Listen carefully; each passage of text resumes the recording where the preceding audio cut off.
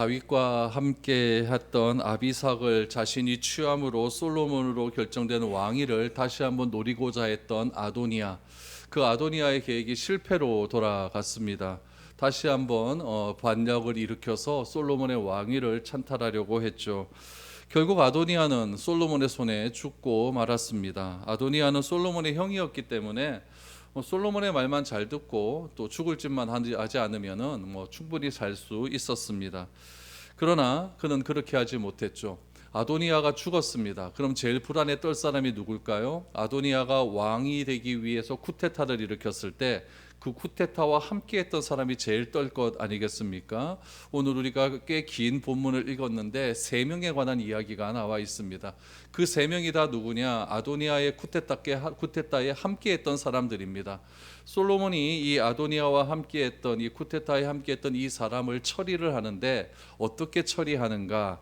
그 처리에 대한 결과로서 오늘 제일 끝에 46절 말씀에 보면 이런 일들이 다 처리됨을 통하여서 솔로몬의 왕권이 더욱 강화되었다라고 말을 하고 있습니다.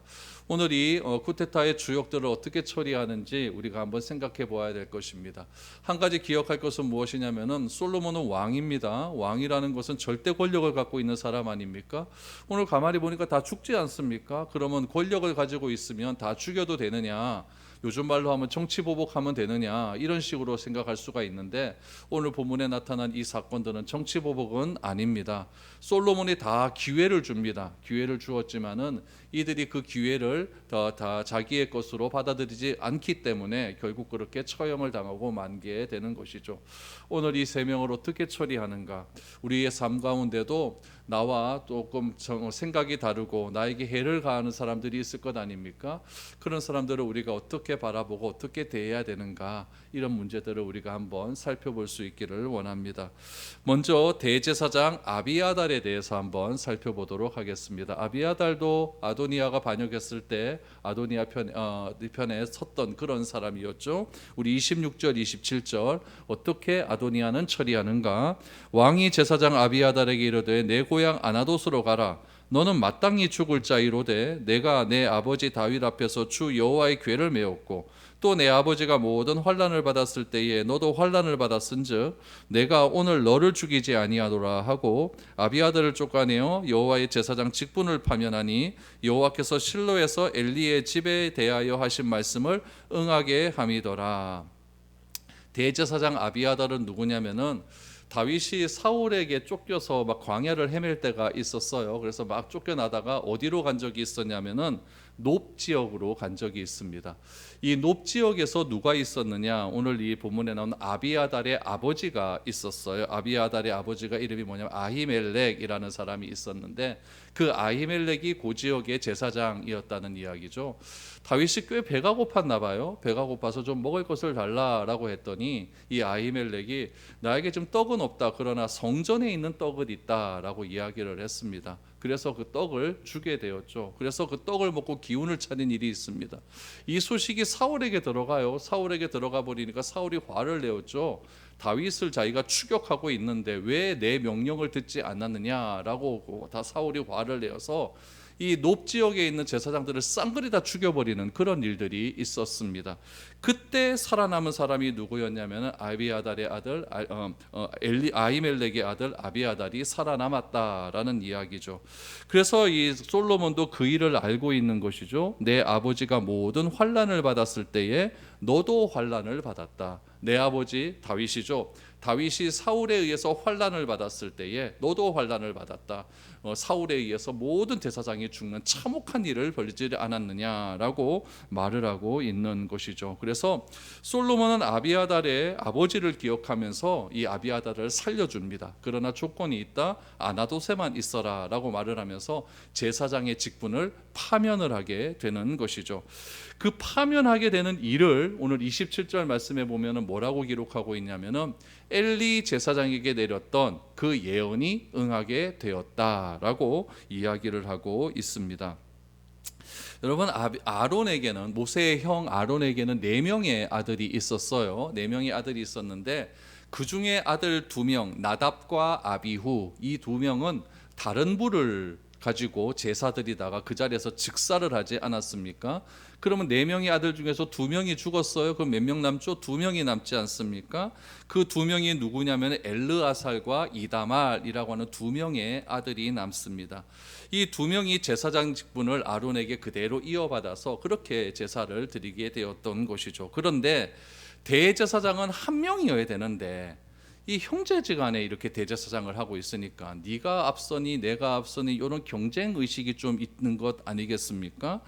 엘르아살과 이다말이 아론의 후손으로서 제사장의 직분을 받았는데 엘르아살의 후손이 누구였냐면은 사독이 됩니다. 사독이 있었고 또 이다말의 후손은 아비아달이 되는 것이죠. 그러니까 이 사독과 엘르아살의 후손과 이다말의 후손 둘 중의 사이에서 누가 이 정권, 이 종교적인 최고의 권력을 잡느냐에 대한 권력 투쟁이 좀 있었던 거예요. 근데 아비아달이 가만히 보니까 이 아도나이를 따라가면 훨씬 더 나을 것 같거든요. 그래갖고 반란의 편에 들어가게 된 것이죠. 그래서 결국 이 사무엘상에 나오는 엘리는 누구의 후손이겠습니까? 그러면 이다말의 후손이 되는 것이죠. 이다말의 후손이 되어서 이다말의 후손 중에 아비아달이 되었고, 아비아달은 누구의 손에? 솔로몬에 의해서 고향으로 쫓겨나서 제사장 직분이 파면이 되지 않았습니까? 결국 엘리 제사장 때 하나님께서 그 법궤를 전쟁터로 가져갔다 법궤를 빼앗긴 일이 있었잖아요. 그래서 그 엘리의 2 아들이 전쟁터에서 다 죽고 엘리도 그 소식을 듣고 의자에 앉아있다 목이 부러져 죽는 일이 있잖아요. 그때 하나님께서 뭐라고 말씀하셨냐면은 너희 가문은 이제 끝이다라고 하는 말씀을 하셨는데 그 예언이 오늘 솔로몬에 의해서 이루어졌다라고 말을 하는 것이죠. 그래서 오늘 이다말 엘르아살의 후손이었던 사독이 이제 계속해서 다윗과 함께 제사장의 직분을 맡게 되는 거죠. 이 사독이 신약에 가면은 누구의 조상이 되냐면은 사두개인의 조상이 되는 거예요. 그래서 사독이 제사장 아닙니까? 제사장이고 제사장의 직분을 쭉 맡아온 사람들이 사두개인이죠. 이 사두개인이 성전의 모든 권력을 다 장악을 하고 있었고 성전의 모든 돈 관리도 사두개인들이 장악하고 있어서 이 사두개인들이 성전 앞에서 벌리는 시장판 이런 것들의 모든 수익권이 다 사두개인들에게 다 들어가거든요. 그러니까 돈이 얼마나 많겠습니까? 그러니까 예수님께서 성전에 가셔서 화가 나시니까 이거 다 뒤집어 엎어버리고 내 하나님의 집을 이렇게 함부로 장사하는 집으로 만들지 말아라. 내 집은 기도하는 집이다 라고 선언하신 배경이 다 여기에서 나온다라는 이야기죠. 그래서 솔로몬이 왕위에 오른 이후에 이제 아론의 3명의 아들들은 다 축적이 되고 1명의 아들의 후손에 의해서 사독 제사장 후손으로 계속해서 이제 제사장의 계보가 그렇게 이어나가게 된다라는 이야기죠. 이런 이다말의 후손으로 제사장 직분을 맡지 못하게 되었고 이제 결국에는 엘르아살의 후손 사독이 계속해서 제사장의 직분을 맡게 됩니다. 그래서 엘리에게 하신 말씀이 진짜 성취가 되었던 것이죠. 그래서 아비아달은 유일하게 목숨을 건질 수는 있었어요. 왜 건질 수 있었습니까? 다윗에게 은혜를 베풀어 주었기 때문에. 그래서 여러분 우리가 기억을 해야 될 것은 무엇이냐면은 선한 일을 위해 희생의 대가를 치르게 되면 하나님께서는 반드시 그 일에 대해서 보상을 해주십니다. 내 때에 그 일이 이루어지지 않게 된다고 한다면 자식 때에 가서라도 하나님께서는 하나님을 위한 선한 일을 할 때에는 반드시 보상을 주신다는 이야기죠.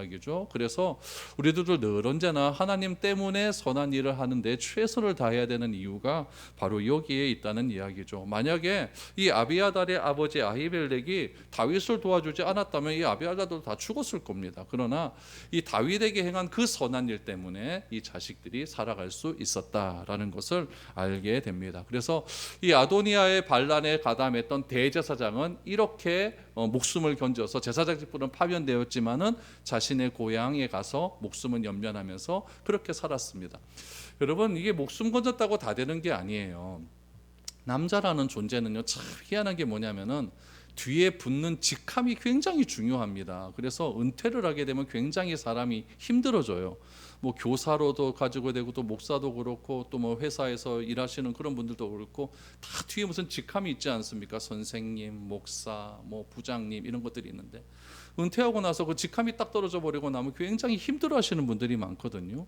이 이 아비아달도 얼마나 제사장으로서 열심히 했겠습니까? 그런데 잘못을 해서 잘못된 선택 때문에 그 직함이 딱 떨어져 버리니까 이거는 저 고향에 가서도 제사장이라고 하는 그런 직분도 감당하지 하지 못하고 그냥 멍하게 그래 하루하루를 보내면서 그렇게 살게 되었다라는 이야기죠.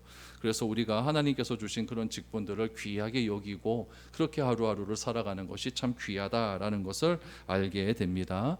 두 번째 정리 대상은 누구냐? 다윗과 평생을 함께했던 요압 장군입니다. 요압은 어떻게 선지가 되느냐? 아비아달 제사장이 파면되었다는 소식이 요압에게 들렸겠죠. 정보통이 다 있겠죠. 그러니까 요압이 굉장히 겁이 나는 거예요. 자신도 어떻게 될지 모른다는 이야기죠. 그래서 28절 말씀 보시죠. 그 소문이 요압에게 들림에 그가 여호와의 장막으로 도망하여 제단 뿔을 잡으니 이는 그가 다윗을 떠나 압살롬을 따르지 아니하였으나 아도니아를 따랐음이더라 라고 말합니다. 여러분, 쿠데타했던 아도니아도 솔로몬이 왕위에 등극했다는 소식을 듣고 아도니아를 따랐던 모든 세력들이 다 도망가 버리니까 아도니아도 겁이 나니까 어떻게 했습니까? 성전으로 가서 제단 뿔을 잡아가지고 나를 살려주소라고 하지 않았습니까? 그때 솔로몬이 뭐라고 했냐면, 너 알겠다, 살려주는데 그냥 험한 짓은 하지 말아라. 내 눈에 거스른 짓을 하지. 그럼 내가 살려줄게 라고 말해서 살았다는 이야기죠. 성전의 이 뿔이라고 하는 것은 사면이 될 수 있는, 하나님께서 용서할 수 있는 그런 기회를 주는 겁니다. 그런데 요압이 그 뿔을 딱 잡았다는 이야기죠. 이건 무엇이겠습니까? 목숨을 구걸하는 거예요. 나를 좀 살려주십시오 라고 이야기를 하는 것이죠. 여러분, 그러나 지나치게 독단적이고 인간적인 생각으로 아도니아의 쿠데타에 동참했던 이 요압은요, 다윗이랑 말년에 자신의 죄에 대한 책임을 회피하지 않습니까? 너무나 좀 비겁한 사람이었어요. 비겁하고 평생을 다윗과 함께 했으면 다윗과 함께 그렇게 일생을 마무리하면 좋은데 권력에 대한 욕심이 너무나 크다 보니까 다윗이 죽고 나면 내 권력이 날아갈 것 같으니까 가만히 보니까 솔로몬보다는 아도니아가 왕이 될 것 같거든요. 그래서 그쪽 편에 붙어가지고 자신의 권력을 이어가려고 했던 그런 좀 비겁한 사람이었다라는 이야기죠. 그래서 요압은 자신의 목숨을 위해서 여호와의 장막으로 도망을 갑니다. 그래서 제단의 뿔을 딱 잡아버리죠. 나 살려주소라는 이야기입니다. 그랬더니 이 사실을 어떤 사람이 솔로몬에게 또 전할 것 아닙니까? 또 보십시오. 29절부터 보십시오. 어떤 사람이 솔로몬 왕에게 아뢰되 요압이 여호와의 장막으로 도망하여 제단 곁에 있나이다. 솔로몬이 여호야다의 아들 브나야를 보내며 이르되 너는 가서 그를 치라. 브나야가 여호와의 장막에 이르러 그에게 이르되 왕께서 나오라 하시느니라. 그가 대답하되 아니라 내가 여기서 죽겠노라. 브나야가 돌아가서 왕께 아뢰어 이르되 요압이 이리이리 내게 대답하더이다. 이 사실이 솔로몬에게 들린 거예요. 요압이 도망가서 성전 뿔 잡고 있습니다. 어떻게 하면 좋을까요? 라고 이야기했더니 솔로몬이 브나야를 보내서 요압을 죽이라 라고 이렇게 명령을 내리죠. 그러나 요압은 뭐라고 이야기합니까? 이제 성전에 가가지고 브나야가 나와, 너 이제 체포돼야 돼. 그랬더니 요압이 뭐라고 이야기하냐면, 나 시시하게 그냥 자존심 있지 수갑 채워갖고 검찰로 압송되는 거 그 짓 못하겠다는 이야기예요. 차라리 날 여기서 죽여라 이렇게 이야기를 해버리는 것이죠. 그래서 솔로몬은 브나야에게 요압을 죽이라고 하는 명령을 다시 내립니다. 그러니까 솔로몬이 브나야한테 거기서 죽이라고 그랬거든요. 성전 그 성막에서 죽이라고 했는데 못 나오겠다고 하니까 또 성막은 또 함부로 들어갈 수 있는 곳이 아니지 않습니까? 그러니까 브나야가 묻는 거예요. 왕이시 어떻게 하면 좋겠습니까? 라고 했더니 솔로몬이 브나야에게 다시금 명령을 내립니다. 그 명령 내리는 장면이 31절입니다. 보십시오. 왕이 이르되 그의 말과 같이 하여 그를 죽여 묻으라. 요압이 까닭없이 흘린 피를 나와 내 아버지의 집에서 내가 제하리라. 여호와께서 요압의 피를 그의 머리로 돌려보내실 것은 그가 자기보다 의롭고 선한 두 사람을 쳤음이니 곧 이스라엘 군사령관 넬의 아들 아브넬과 유다 군사령관 에델의 아들 아마샤를 칼로 죽였음이라. 이 일을 내 아버지 다윗도 알지 못하였나니 그들의 피는 영영이 요압의 머리와 그의 자손의 머리로 돌아갈지라도 다윗과 그의 자손과 그의 집과 그의 왕위에는 여호와로 말미암은 평강이 영원히 있으리라 라고 말합니다. 그러니까 브나야가 어떻게 할까요? 그랬더니 그 요압 말대로 거기서 그만 죽여버려라 이렇게 얘기한 거예요. 그러면은 왜 죽여야 되느냐? 죽여야 되는 명분이 있어야 될 것 아닙니까? 그 죽여야 되는 이유를 그 요압이라고 하는 사람은 무죄한 사람 2명을 죽였다라고 이야기해요. 누구를 죽였느냐? 아브넬과 아마샤를 죽였다라고 이야기합니다. 아브넬은 누구였냐면은 이스라엘이 아직 남북으로 통일되기 전이었어요. 남쪽에만 유다의 왕이 되었을 때 어떤 일이 있었냐면은 아직 통일이 안 되고 남북 간의 긴장감이 굉장히 극에 달했어요. 그때 아브넬이 북에서 내려왔습니다. 내려와서 우리 평화 협정을 맺자. 그냥 네 칸 내 칸 다 같은 민족인데 이렇게 싸울 필요가 뭐 있느냐라고 이야기하면서 평화협정을 맺기 위해서 북쪽에서 사절단으로 온 거예요. 그때 마침 요압은 어디로 갔었느냐? 전쟁터로 나갔어요. 왜 전쟁터에 나간 그 사이에 아브넬이 왔냐면은 요압은 그것을 반대를 했거든요. 요압은 같이 평화 협정하는 걸 반대를 했어요. 그렇기 때문에 요압이 잠깐 전쟁터로 나간 사이에 아브넬이 내려온 거죠. 그래서 다윗과 아브넬이 협상을 하는 겁니다. 남북 정상회담을 한 거예요. 했더니 어떻게 되었냐면 협상이 잘 되었어요. 그래서 악수 딱 하고 이제 너나 나랑 우리 이제 평화협정 맺은 거야 라고 해서 아브넬이 북쪽으로 딱 돌아가려고 하는데 그때 요압이 이제 남쪽으로 돌아온 겁니다. 전쟁 마치고 돌아온 거예요. 돌아왔더니 어떻게 얘기하느냐, 그의 부하들이 이 아브넬이 왔다 갔습니다 라고 이야기를 한 거죠. 그러니까 요압이 화가 난 거예요. 그래서 북쪽으로 가는 아브넬을요, 다시 와라, 나하고도 얘기할 게 있어, 불러갖고 그냥 칼로 찔러 죽인 거죠. 그러니까 평화를 위해서 온 사람을, 아브넬을 이렇게 요압은 칼로 찔러 죽였다. 이것을 하나님께서 기억하고 있다라는 이야기입니다. 두 번째는 누굽니까? 아마샤를 죽였다라고 이야기를 하고 있어요. 아마샤는 누구였냐면은 원래 군사령관이 그때 당시에는 요압이었어요. 요압이었는데 요압이 자꾸 다윗 말을 듣지를 않아요. 그래서 압살롬이 쿠데타를 일으켰을 때 압살롬은 살려달라라고 이야기했는데 요압이 압살롬 죽여버리지 않습니까? 그러니까 다윗이 너무너무 기분이 나쁜 거죠. 너무너무 기분이 나빠가지고 다른 나라와 전쟁을 하러 나아갈 때에 요압의 직위를 박탈을 하고 아브넬이 네가 대장해서 나가라라고 이렇게 얘기를 해버린 거죠. 그랬더니 기분 나쁘게 요압이 기분 나쁘지 않습니까? 원래 저 자리는 내 자리인데 그랬다고 해서 내가 그 압살롬을 죽인 일이 나를 위해서 죽였느냐, 다 왕을 위해서 죽인 일인데 왜 나한테 이렇게 짜증을 내는지 모르겠다라고 하면서 그만 아브넬을 죽여버렸습니다. 이 일이 또 하나님께 굉장히 또 좋지 않은 그런 일이었다라는 이야기죠. 근데 다윗이 이때 요압을 죽였으면 되는데 이 요압을 또 죽이지를 못하는 거죠. 왜냐하면은 요압은 다윗의 아킬레스건을 딱 하나 잡고 있거든요. 그 아킬레스건이 무엇이냐? 밧세바와의 사건. 그 사건의 모든 명령을 요압에게 내렸고 요압 때문에 밧세바와 그런 일들이 다 해결이 되었기 때문에 이 말만 뻥끗했다가 한 다음에 다윗과 밧세바 스캔들이 온 천지에 퍼져갖고 다윗의 왕권도 또 흔들릴 수 있는 그런 일들 아닙니까? 그러니까 서로 약점을 잡고 있고 정치적으로 이렇게 있는 관계니까 여러분, 이런 관계는 진실한 관계가 아니잖아요. 서로 자기의 유익 때문에 갖고 있는 그런 관계 아닙니까? 그렇기 때문에 다윗이 요압을 함부로 하지 못했다라는 이야기죠. 그래서 다윗이 결국에는 유언으로 요압을 절대 놔두지 말아라, 요압이 흘린 피를 놔두지 말아라 라고 그렇게 이야기를 한 것이죠. 솔로몬이 이거에 대한 이야기를 다 알고 있었어요. 그래서 브나야에게 요압은 어떤 사람이냐, 아브넬과 아마샤, 이 두 사람, 죄 없는 아브넬과 아마샤를 칼로 죽인 사람이다. 그러니까 너 당장 죽여버려라 라고 말을 하면서 오늘 본문 말씀 33절 이하의 말씀에 보면 무엇이냐면은 이 요압을 죽이는 일은 우리 다윗 가문과는 전혀 상관없는 일이다.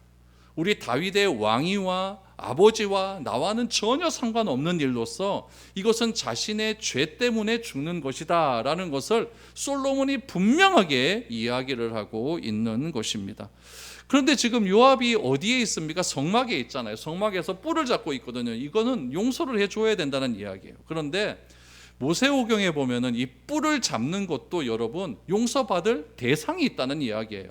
어떤 사람만 용서할 수 있냐면은 그냥 얼떨결에 사람 죽인 사람들 있죠. 그냥 길을 이렇게, 거기 성경에 보면 도끼질 이래 하는데 갑자기 도끼가 딱 빠져갖고 옆 사람인데 탁 맞아 죽었어요. 이건 자기가 죽일 의도를 가지고 죽인 것 아닙니까? 그런 사람은 도피성으로 피하게 되어 있어요. 도피성으로 피하든지 아니면 성막에 뿔을 잡으면은 그렇게 그냥 우연하게 내가 의도를 갖지 않고 죽인 사람은 그렇게 잡으면 용서를 해줄 수 있거든요. 근데 요압은 이건 철저하게 계획적으로 죽인 거거든요. 그렇기 때문에 이거는 성막에 뿔을 잡는다 할지라도 도저히 용서받을 수 없는 일이다라는 것을 이야기하는 것이죠. 그래서 결국에는 요압은 그 자리에서 죽고 맙니다. 죽고 난 다음에 어떻게 되었느냐, 34절 말씀해 보니까 그가 광야에 있는 자기 집에 묻혔다라고 그렇게 성경은 기록하고 있습니다. 여러분, 요압의 일생을 한마디로 요약하면 이거예요. 요압은 평생 다윗 편에 있었습니다. 어떻게 보면 큰아버지 아들이었기 때문에 사촌지간 아닙니까? 평생 다윗 편에 있으면서 다윗이 어려운 일을 당할 때 그거 모든 것들을 자기 눈으로 다 목격한 사람이에요. 사울에게 쫓김을 당하고 아둘람 굴에 있었을 때, 그때 처참하게 있었을 때도 요압은 다 옆에 있었다는 이야기죠. 그러면서 요압이 뭐 도 봤을까요? 힘들고 어려울 때 다윗이 하나님께 고백하는 내용 다 봤을 것이고, 또 사울이 동굴로 들어왔을 때 충분히 죽일 수 있었음에도 불구하고 사울을 죽이지 않는 그런 모든 장면을 요압이 다 봤거든요.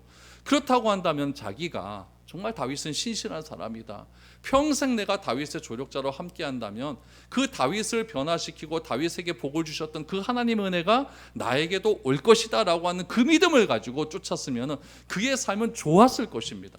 그러나 그 하나님의 은혜보다 요압에게 더 우선했던 것은 무엇입니까? 권력욕이었어요.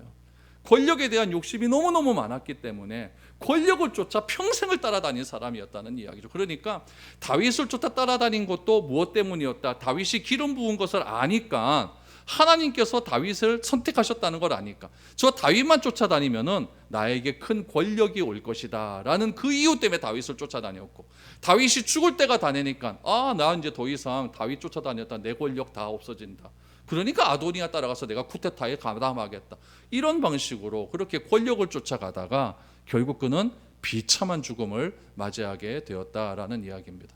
여러분, 한 번뿐인 인생 잘 죽는 것도 복 아닙니까? 어떻게 죽어야 되느냐, 내가 죽고 난 다음에 어떤 사람으로 기억되느냐, 그게 더 중요한 것 아니겠습니까? 비석에 어떤 이름으로 내가 적혀 있느냐, 이게 굉장히 중요할 것 같습니다. 그러나 이 요압은 평생 다윗과 함께한 그런 사람이었지만은 다윗과는 정치적인 관계였고 권력을 쫓아 따라다니다가 결국 비참한 죽음을 맞이한 사람이었다. 이렇게 또 요압이 제거가 됩니다. 마지막 제거되는 사람은 누구냐? 시므이라는 사람이에요. 우리 36절 이하를 보십시오. 왕이 사람을 보내어 시므이를 불러서 이르되 너는 예루살렘에서 너를 위하여 집을 짓고 거기서 살고 어디든지 나가지 말라. 너는 분명히 알라. 내가 나가서 기드론 시내를 건너는 날에는 반드시 죽임을 당하리니 내 피가 내 머리로 돌아가리라. 시므이는 어떤 사람이었느냐? 시므이는 이것만 잘 기억하시면 돼요. 사울과 같은 지파 사람이었어요. 그러니까 사울은 베냐민 지파 사람 아닙니까? 그러니까 베냐민 지파 사람들은 늘 언제나 마음 가운데 있는 건 뭐라 그랬죠? 다윗에 대한 분노예요. 그러니까 다윗이 유다 지파 사람이니까 이 베냐민 지파 사람은 유다 지파 사람을 싫어하는 거예요. 왜냐하면은 다윗만 없었으면 베냐민 지파에서 계속 왕이 나올 것 같은데 다윗 때문에 우리 베냐민 지파의 초대 왕이었던 사울이 죽었다, 이렇게 생각을 하기 때문에 시므이의 마음 가운데 그 마음이 늘 언제나 있었다는 이야기죠. 그래서 다윗이 압살롬에게 쫓겨서 피난 갈 때에 시므이가 쫓아옵니다. 쫓아와서 다윗을 향하여 저주의 말을 막 퍼부어요. 잘한다, 잘한다. 네가 우리 왕이, 우리 지파의 왕이었던 사울을 죽여버리니까 하나님께서 너를 그런 식으로 지금 너에게 보복을 내리는 것이다. 너 저주는 이거 다 너가 행한 일에 대한 저주를 받는 거다. 치사하게 아들한테 쫓겨서 가느냐? 네 가는 길길마다 하나님께서 벌을 내리실 것이다 라고 하면서 돌멩이 막 집어던지고 난리가 난 거죠. 그랬더니 요압이 뭐라고 하냐면 내가 저거 당장 죽여버리겠습니다. 그랬더니 이 다윗이 뭐라고 해요? 그렇게 하지 말아라. 내가 지은 죄가 많기 때문에 하나님께서 시므이를 통하여 내게 말하는 것이다. 그러니까 시므이를 죽이지 말아라. 내가 시므이 너를 죽이지 않겠다고 맹세하겠다. 이렇게 다 해결이 되었다라는 이야기죠. 그러니까 시므이는요, 베냐민 지파와 유다 지파의 갈등 때문에 언제든지 이 시므이를 중심으로 다시 한번 쿠데타를 일어날 수 있는 요지를 가질 수, 이유가 될 수 있는 아주 불안불안하는 사람이었다라는 이야기죠. 그러면 솔로몬이 어떻게 해야 됐냐? 이 시므이를 베냐민 지파와 같이 놔둬는 안 되는 거예요. 그래서 시므이를 예루살렘으로 옮겨버립니다. 너 이사해라, 예루살렘으로. 그래서 예루살렘 성 밖으로 절대 나가지 말아라.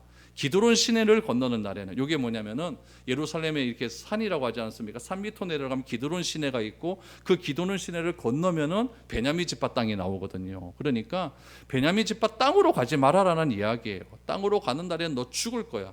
오늘 보니까 37절 말씀에 보니까 내 피가 내 머리로 돌아갈 것이다. 그러니까 찍소리 하지 말고 예루살렘에서 그냥 쿠데타 같은 거 생각하지 말고 잠잠히 살고 있어라 라고 이야기를 했던 것이죠. 그러면은 시므이는 어떻게 해야 됩니까?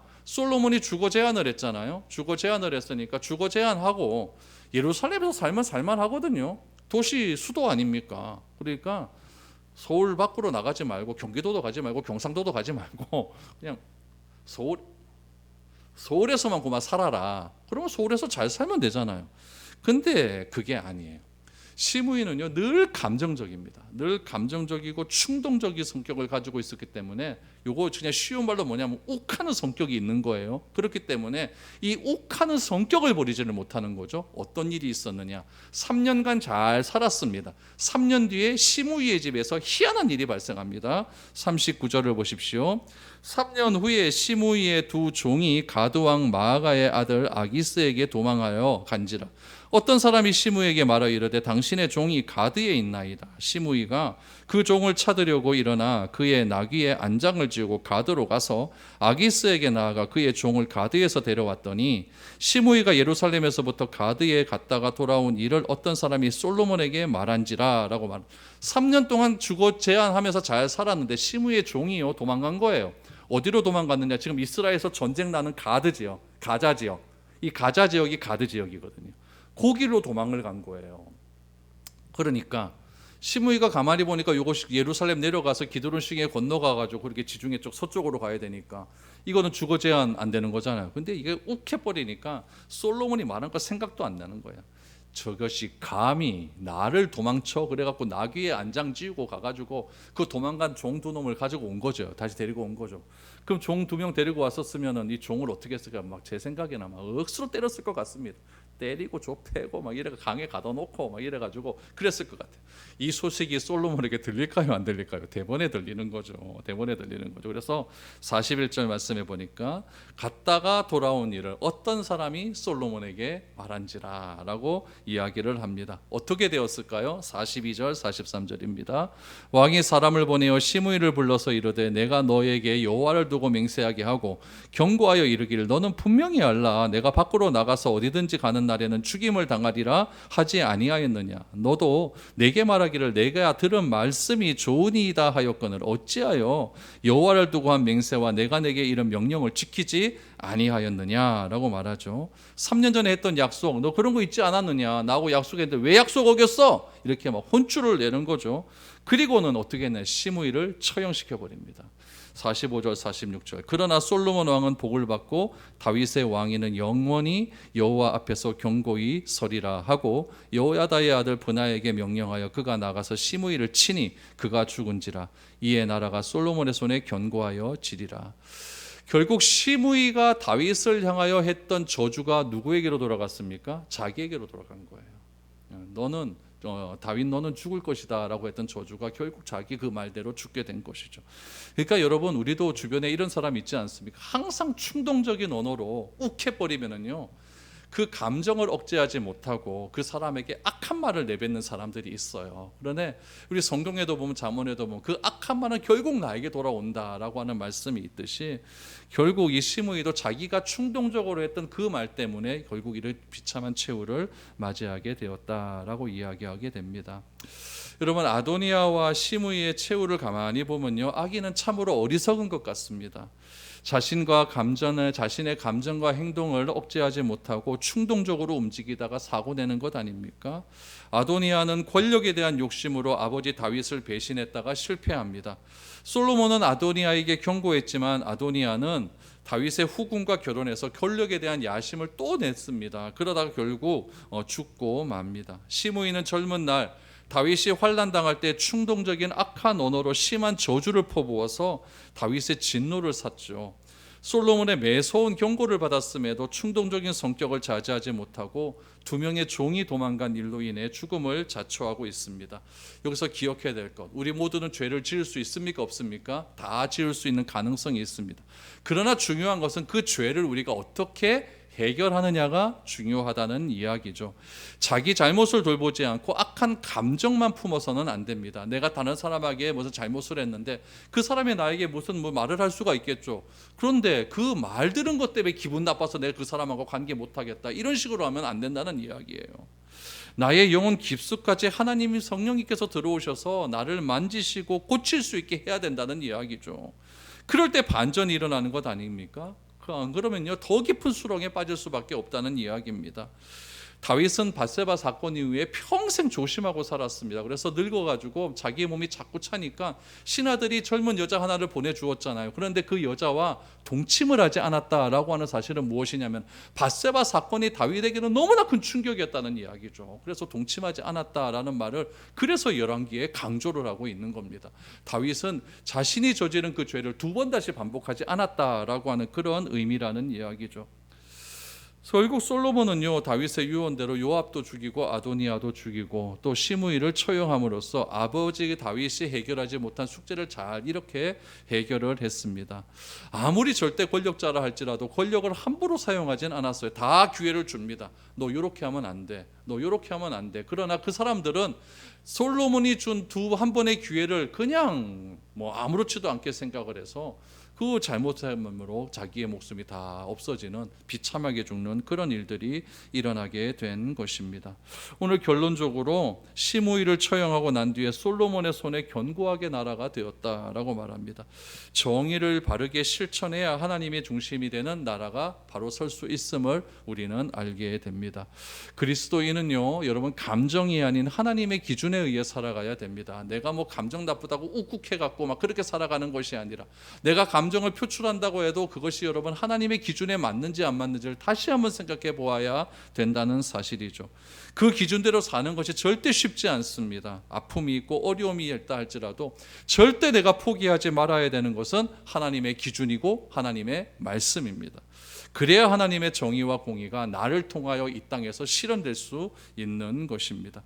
여러분 내가 서 있는 그 자리가 하나님의 성전임을 기억하셔서 늘 언제나 하나님의 기준과 말씀대로 행할 수 있는 그런 저와 여러분들이 될 수 있기를 바랍니다. 그래서 오늘 마지막 결론에 나온 대로 나를 통하여 내가 속한 모든 공동체가 정말 하나님의 정의가 세워질 수 있도록 견고해질 수 있도록 내가 말과 행동을 조심해야 할 수 있는 그런 우리의 삶이 될 수 있기를 주님의 이름으로 축복드립니다.